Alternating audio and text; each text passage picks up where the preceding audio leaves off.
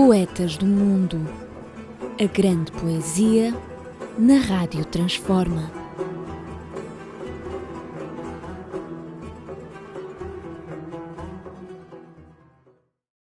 Bem-vindos a mais um programa Poetas do Mundo na nossa Rádio Transforma e Revista em Comunidade.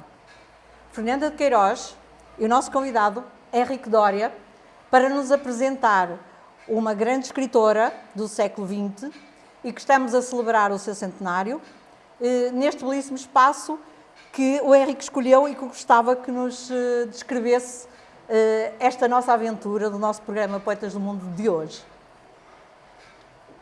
É uma sorte estar aqui num local maravilhoso onde a história das artes gráficas está aqui plasmada. Vemos este linotipo, aquele lá ao fundo, e ainda os tipos de chumbo que eram pegados à mão e juntos depois para fazerem as linhas, para fazerem as colunas e os jornais, ou os livros e as revistas. É algo de único que nós temos a sorte de ter aqui no Porto e que tivemos a sorte de nos ser concedido para este programa Poetas do Mundo como espaço de filmagem. Eu agradeço à Livraria In Libris e particularmente ao Paulo, seu diretor. Agradeço-lhe imenso o ter-nos proporcionado este momento, esta possibilidade de filmar num local único. Muito obrigado, os agradecimentos ao Paulo e à Livraria In Libris. E o sítio ideal para fazer esta homenagem à nossa grande escritora Natália Correia, que também ela teve uma tipografia. Vamos então fazer uma breve resenha bibliográfica e depois também ler os seus poemas através do Henrique. Natália Correia, escritora açoriana, nasceu em São Miguel dos Açores a 13 de setembro de 1923. Poetisa, ficcionista, contista, dramaturga, ensaísta, editora, jornalista e corporativista, deputada à Assembleia da República. Foi uma das vozes mais proeminentes da literatura e da cultura portuguesas na segunda metade do século XX. Tendo resistido energeticamente ao Estado Novo e aos radicalismos do 25 de Abril, do pós-25 de Abril, filantropa também idealista, anteviu um novo tempo que garantisse a paz, a dignidade humana, a justiça social e o direito à diferença. Morreu em Lisboa a 16 de março de 1993. Henrique, passo-lhe a palavra, que a parte biográfica, que era a descrição, e eu já tive esse trabalho. Fez, agora no dia 16 de março, 30 anos, que faleceu a Natália Correia, que eu conheci pessoalmente. Conheci pessoalmente num momento muito bonito, no convento de Cabanas, no mosteiro de Cabanas, melhor dizendo, que pertencia ao Pedro Homem de Melo. Foi lá feito um encontro de escritores, eu estive presente nesse encontro e tive a oportunidade de conversar e até de discutir um pouco com a Natália Correia. Ela era uma pessoa do confronto verbal, da polémica. Era uma mulher cheia de garra, de força, que lutou contra o seu tempo, muito à frente do seu tempo, e que teve a coragem de lutar contra o seu tempo. Uma das coisas que eu aprecio muito na personalidade dela, para além de apreciar a sua poesia e a sua prosa, uma das coisas que eu aprecio na personalidade dela era o aliar a atividade da escrita, da poesia particularmente, à militância política. Ela sempre foi uma grande militante política. Antes do 25 de Abril e depois do 25 de Abril.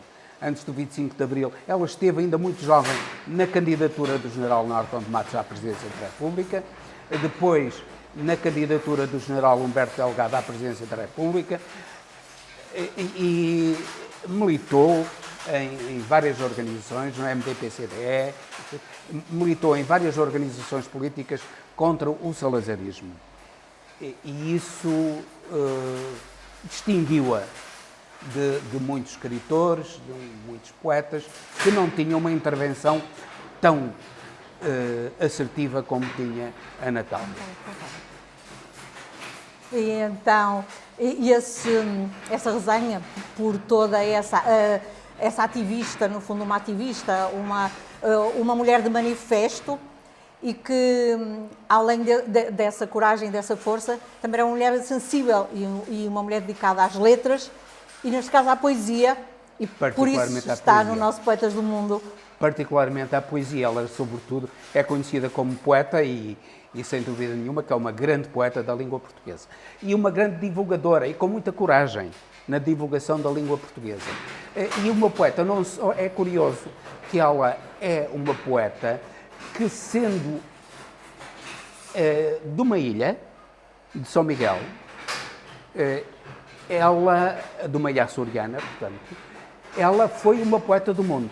Ela também, primeiro, teve a coragem, desde logo, de ser contra todas as convenções sociais. Imagina, ela casou-se 4 vezes.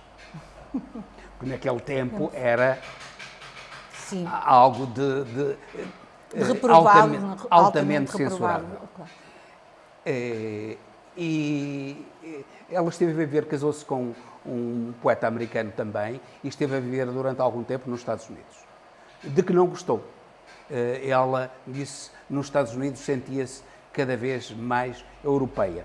Curiosamente, sendo europeia, sendo cidadã do mundo, ela nunca deixou de amar a sua terra e de as ilhas, a terra açoriana, a beleza da terra açoriana. Eu, do que conheço, os Açores são o que há de mais belo no mundo. Do mundo que eu conheço, os Açores são o mais belo.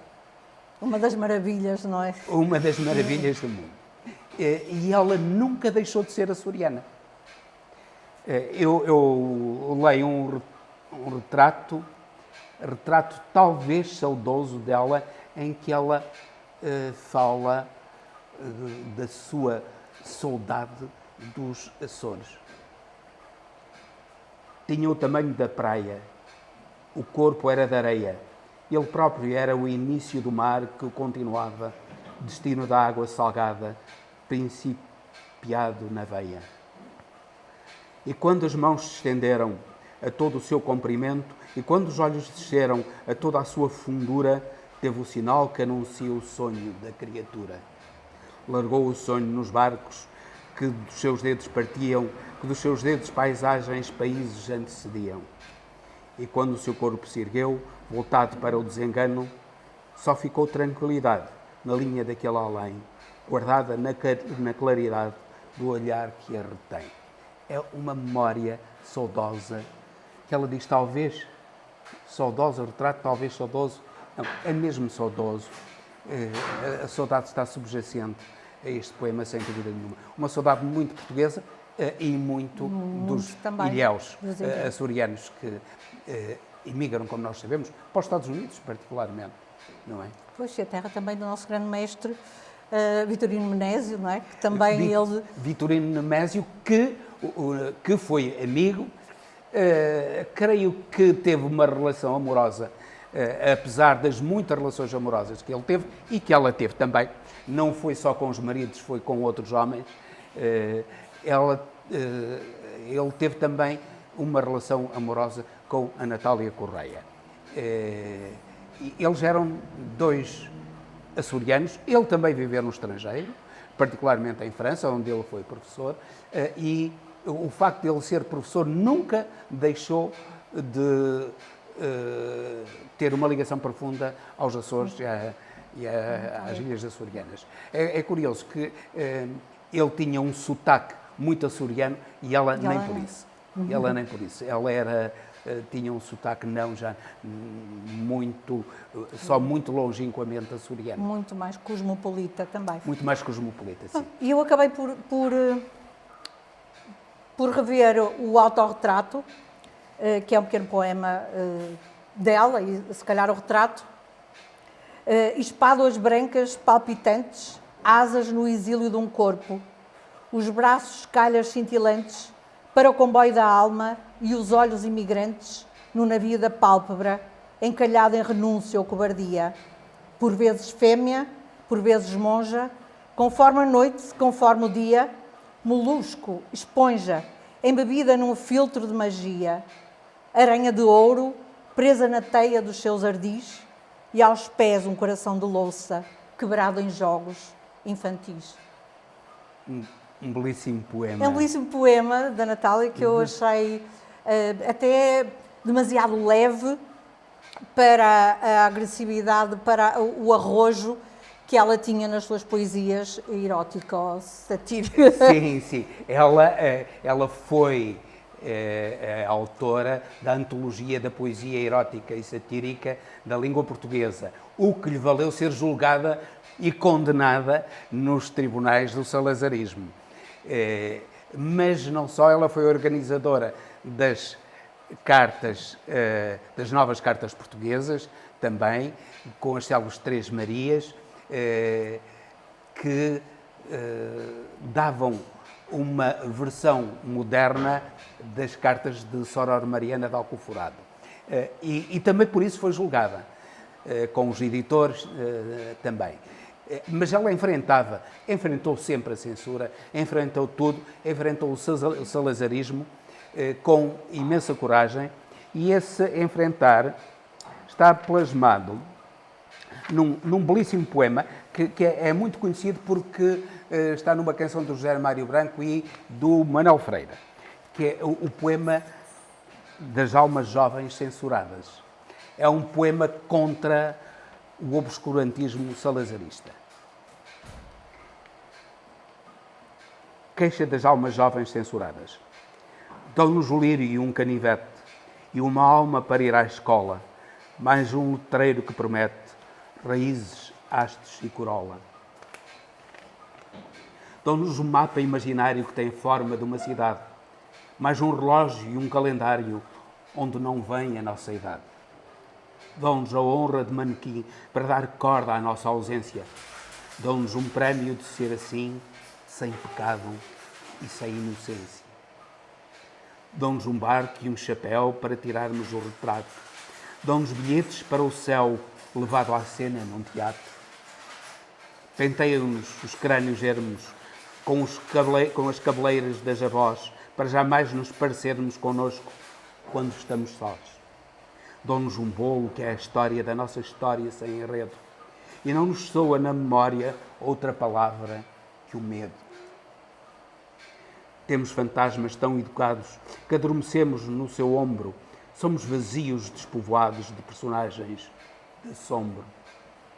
Dão-nos a capa do Evangelho e um pacote de tabaco. Dão-nos um pente e um espelho para pentearmos o macaco. Dão-nos um cravo preso à cabeça e uma cabeça presa à cintura para que o corpo não pareça a forma da alma que o procura. Dão-nos um esquife feito de ferro com embutidos de diamante para organizar já o enterro do nosso corpo mais adiante. Dão-nos um nome e um jornal, um avião e um violino, mas não nos dão um animal que espeta os cornos no destino. Dão-nos marujos de papelão, com carimbo no passaporte. Por isso a nossa dimensão não é a vida, nem é a morte.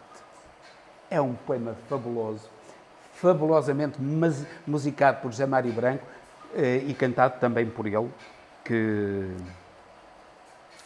depois também cantado pelo Manuel Freire. Tem muitas versões, pelo Vitorino, tem muitas versões este poema, que é um retrato da sociedade e da mentalidade fascista, da mentalidade salazarista, da pequenez e da forma como aquela mentalidade atrofiava as mentes e os corpos. Ora, eu também trouxe o exemplar do livro O Vinho e a Lira, da Natália Correia, censurado por parte da Polícia Política em 1966, e que depois vou pedir à produção que faça com este foco neste pequeno despacho, para também termos a consciência do que é que se passava na altura da liberdade de imprensa e do que era censurado. Deste livro eu escolhi um poema também um pouco romântico. Eu escolho sempre poemas leves. Num domingo em que passastes na minha rua e os prédios se afastaram para que me raptasses por cima das árvores. Na límpida tarde orlada, por minhas pestanas imóveis, tua aparição abre uma estrada de damasco por entre os automóveis. Apareceste e logo adquires a minha eclíptica visual, a lassidão equinocial que espalha a cor da minha íris. Apareces como o começo de qualquer coisa interminável, de tão importável. É tão frágil teu bulto que nem estremeço. Apareces como e gentilmente viesses para apanhar um trevo, e o domingo, almofada a anil, cede à tendência do teu perfil de ficares num baixo relevo. Este poema é um poema um pouco, eu não vou dizer cubista, é um pouco estranho, mas a verdade é que também ela referencia a natureza de uma forma intelectual, fala também já da cultura, já fala também da pintura e fala provavelmente de um amante, não um marido. Vou-lhe deixar com este pensamento para nos... Ela era uma mulher belíssima. Ela e a irmã elas foram abandonadas pelo pai muito cedo, muito jovens. Vieram para Lisboa, ela, a mãe e as duas filhas, e eram admiradas, a sua beleza era admirada por toda a gente, particularmente louvada pelos poetas. Um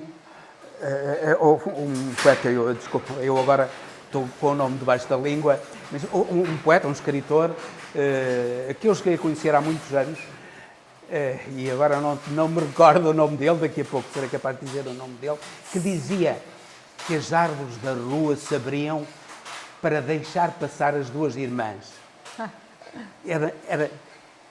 Eram profundamente admiradas, ambas, pela sua beleza. A Natália, não só pela sua beleza, mas também pela sua ousadia. Ela, a fumar boquilha. A sua atitude. A fumar boquilha.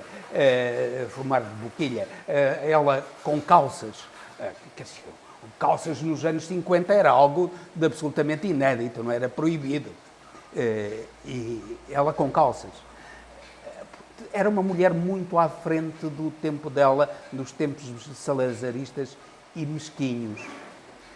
E ela veio para Portugal, para o continente, e se integrou no grupo surrealista. Quer dizer, aquele grupo de gente mais à margem, mais contestatária, mais à margem da sociedade, ela integrou-se nele. A poesia dela é uma poesia profundamente surrealista também. E era particularmente amiga do Mário Cesarini de Vasconcelos, que não era propriamente um indivíduo muito apaixonado por mulheres. Ele gostava mais de homens. O Mário Cesarini, um grande poeta, provavelmente o maior poeta surrealista da língua portuguesa, e também um grande pintor. Que também estamos a festejar o centenário, porque eles são os dois da mesma idade. Sim, ela escreveu este poema, A Verdadeira Litania para os Tempos da Revolução. Um poema em que ela fala do Mário Cesarini e que fala da Revolução. Já falámos que ela tinha lutado contra o salazarismo, foi condenada, mas depois da Revolução ela não era propriamente marxista, ela era uma pessoa, é interessante, ela era uma pessoa muito ligada a um certo culto do Espírito Santo que é típico dos açorianos. Ela, aliás, a conversa que tive com ela esteve muito ligada ao livro de Daniel, ao livro bíblico de Daniel, e às várias idades do homem. E ela acreditava ainda na idade do Espírito Santo, que era, no fundo, a idade da iluminação, a idade da luz, a idade da fraternidade, a idade da cultura. Lembremos que no culto do Espírito Santo, nos Açores, todos os anos é coroado imperador da festa do Espírito Santo uma criança. A criança que é o imperador do mundo. Como diz, Cristo dizia, deixai vir a mim as criancinhas. A criança é o imperador do mundo nesse culto do Espírito Santo.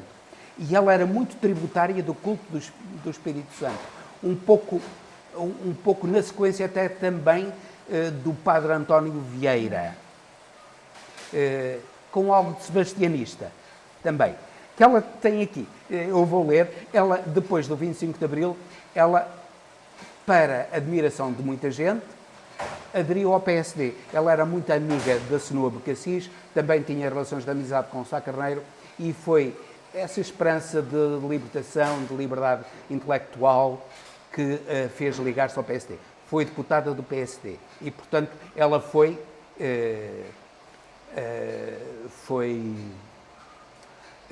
de certo modo, contra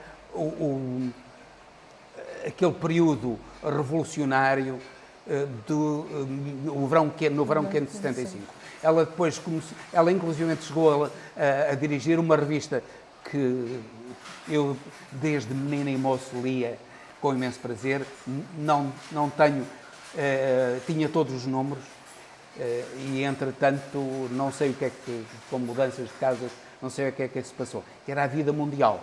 Ela chegou a dirigir a Vida Mundial, depois a Vida Mundial, infelizmente, acabou com ela. E ela foi a última diretora, salvo erro, da Vida Mundial. E aí defendeu as suas posições a favor do PSD de Sá Carneiro. Foi deputada pelo PSD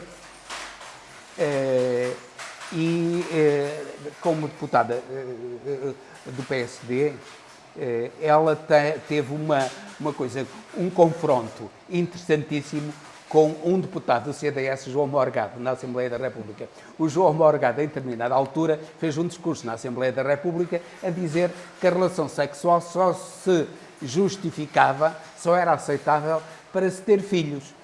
E, como ele só tinha um filho, ela fez-lhe ali, assim, em cima do joelho, fez-lhe um notável poema que tu tens. Não vale, pois, não vale. E que eu quero que tu leias.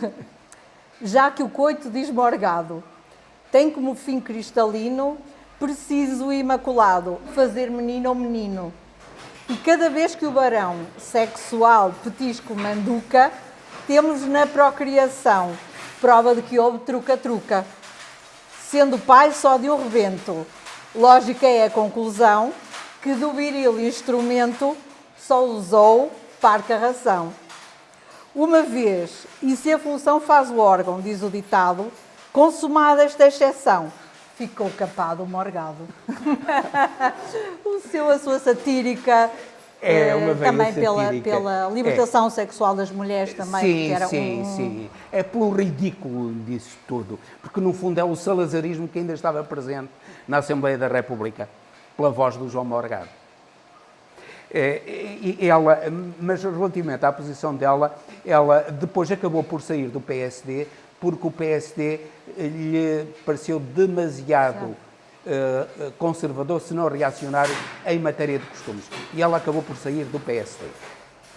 Mas, voltando ao período revolucionário, particularmente ao verão quente de 75, ela fez este poema, escreveu este poema, a verdadeira litania para os tempos da Revolução. Burgueses somos nós todos, ó literatos. Burgueses somos nós, todos ratos e gatos, Mário Cesarini. Mário, nós não somos todos burgueses. Os gatos e os ratos, se quiseres, Os literatos esses são franceses. E todos soletramos mal me queres. Da vida, o verbo intransitivo. Não há um burguês, é ruim. E eu, que nas nuvens vivo, nuvens, que direi de mim? Burguês é esse menino extraordinário que nasce todos os anos em Belém. E a poesia, se não diz isto, Mário, é burguesa também. Burguês é o carro funerário, os mortos são naturalmente comunistas. Nós não somos burgueses, Mário. O que nós somos todos é sebastianistas.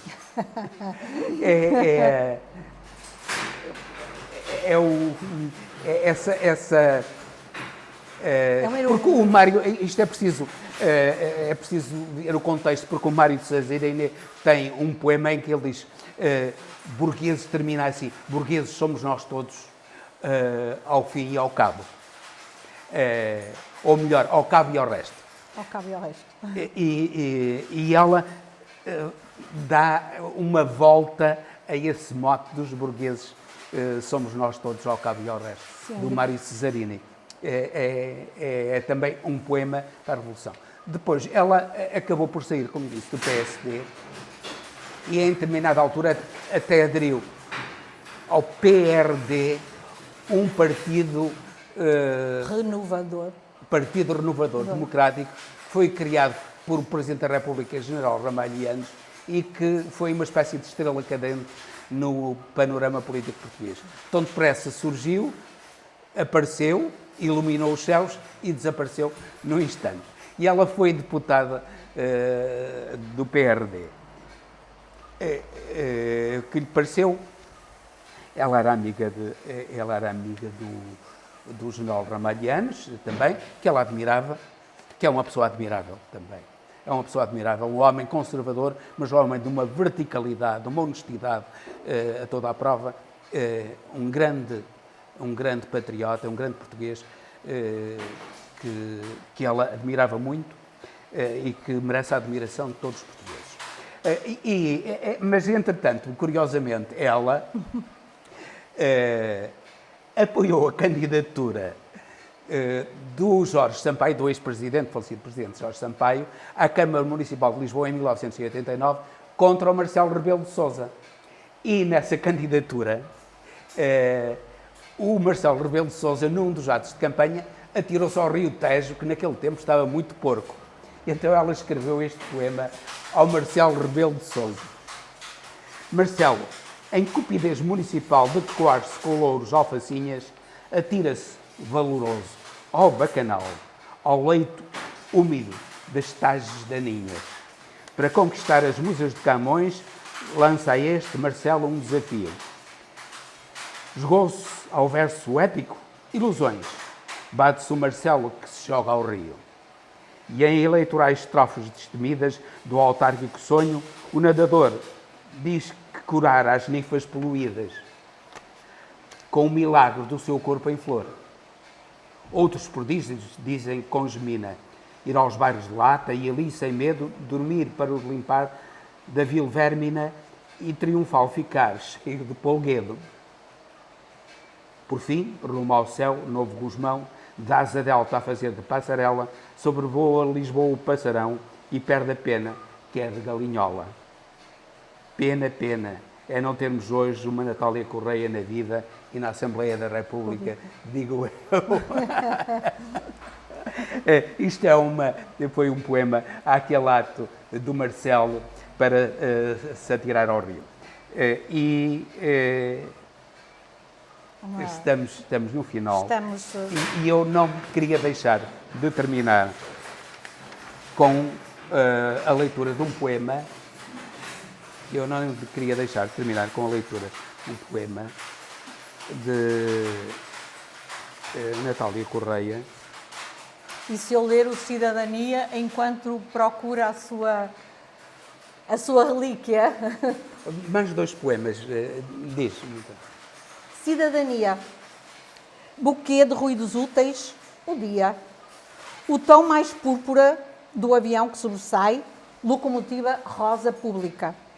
E entre os edifícios, a acácia de antigamente ainda ousa fazer ao cimo da folhagem uma dor que se aperta coisa. Um solo de saxofone excresce, mensagem que anorta dia, aflito pássaro que enrouquece a garganta da telefonia. Em cada bolso do cimento, uma lenta aranha de gás manipula o dividendo de um suicídio lilás. Isto é uma cidadania realmente muito... com uma pintura demasiado complexa também, porque está muito subentendido, muito entre as linhas, esta mensagem que ela, na altura, queria falar. Com palavras de mulher, com palavras de ativista, assim como nos cantava a Flor Bela Espanca, porque são as duas mulheres que tiveram a coragem, duas poetisas portuguesas, tiveram a coragem de lutarem pela igualdade de tratamento entre os homens e mulheres, a sensualidade, a sexualidade e temas proibidos das sociedades de então. Nós estamos com duas poetas portuguesas e que passaram as duas por em épocas diferentes, mas que passaram precisamente por este desafio que a sociedade lhes impôs. Agora... A Natália, que ela, na sua casa da Rua Rodrigues Sampaio, em Lisboa, ela fazia um encontro de políticos, de poetas, de pintores. Era um centro de cultura, a casa de Natália Correia, em Lisboa. Mas depois ela fundou um bar, o Botequim, que era o ponto de encontro também da intelectualidade dos políticos lisboetas e não só. Curiosamente, quando Henry Miller um dia veio à Europa, Henry Miller, um poeta do erotismo, um romancista do erotismo, Trópico de Câncer, Trópico de Capricórnio, etc. Quando veio a Portugal, perguntaram-lhe quem era a pessoa que ele devia conhecer em Portugal. E disseram-lhe, Natália Correia. E ele conheceu a Natália Correia e ficou a admirar profundamente a Natália Correia. Depois, portanto, o Botequim também passou a ser outro lugar de encontro, de tertúlia em Lisboa. Ela, em 1990, acaba por casar com Dórdio Guimarães, que era poeta, pintor, também realizador de cinema, 15 anos mais novo que ela, mas tinha uma autêntica admiração. Era autenticamente, a Natália era a deusa do Dórdio Guimarães, um homem muito interessante, muito bonito, jovem, 15 anos mais novo que ela, mas ela era a deusa do Dórdio Guimarães. E casaram-se em 1990. Mas, de certo modo, já era um pouco no outono da vida dela. E ela tem, relativamente a esse período da vida dela, tem de amar nada mais resta que um outubro. É este o poema. De amar nada mais resta que um outubro. E quanto mais amada, mais desisto. Quanto mais tu me despes, mais me cubro. E quanto mais me escondo, mais me avisto. E sei que mais tem leio e te deslumbro, porque se mais me ofusco, mais existo. Por dentro me ilumino, solo oculto. Por fora te ajoelho, corpo místico. Não me acordes, estou morta na quermesse dos teus beijos. Etérea, a minha espécie, nem teus zelos amantes a demovem. Mas quanto mais em nuvem me desfaço, mais de terra e de fogo é o abraço com que na carne queres reter-me jovem. É um poema de quase de tristeza, sem dúvida. Assumir alguma decadência também, como até pela própria idade, já com... Para a própria idade. Ela não era muito bem, ela morreu com 67 idade anos. De luta. A própria luta, não é? Por um desgaste já por essa idade de luta, de ter enfrentado essas... Mas uma luta sempre poética. Em toda a vida dela, ela era poética. Na vida política, na vida social, na extensa obra dela, quer no romance, quer no teatro, ela foi sempre poética. Organizou várias antologias de poesia portuguesa, como Cantares dos Trovadores Galeco-Portugueses, ou a antologia de poesias do período barroco também. Natália Correia foi uma versejadora de êxito, uma mulher carismática, com uma vida social intensa. Não fez concessões à mediania e notabilizou-se por uma vasta obra intelectual. Poeta maior, poeta intemporal, é um dos grandes vultos femininos da segunda metade do século XX em Portugal. Assim me despeço. Muito obrigada, Henrique Dória, por esta experiência de estarmos numa gráfica a gravar com alguns ruídos, mas ouvirmos as letras, as palavras e a poesia nesta edição gravada num sítio tão especial que também faz meio século. E vejam o nosso Poetas do Mundo na Rádio Transforma, revista em comunidade, com os agradecimentos a Henrique Dória, que é o responsável por poderem acompanhar nestes canais a nossa Rádio Transforma e a revista em comunidade. Muito obrigada e até breve. Poetas do Mundo. A grande poesia na Rádio Transforma.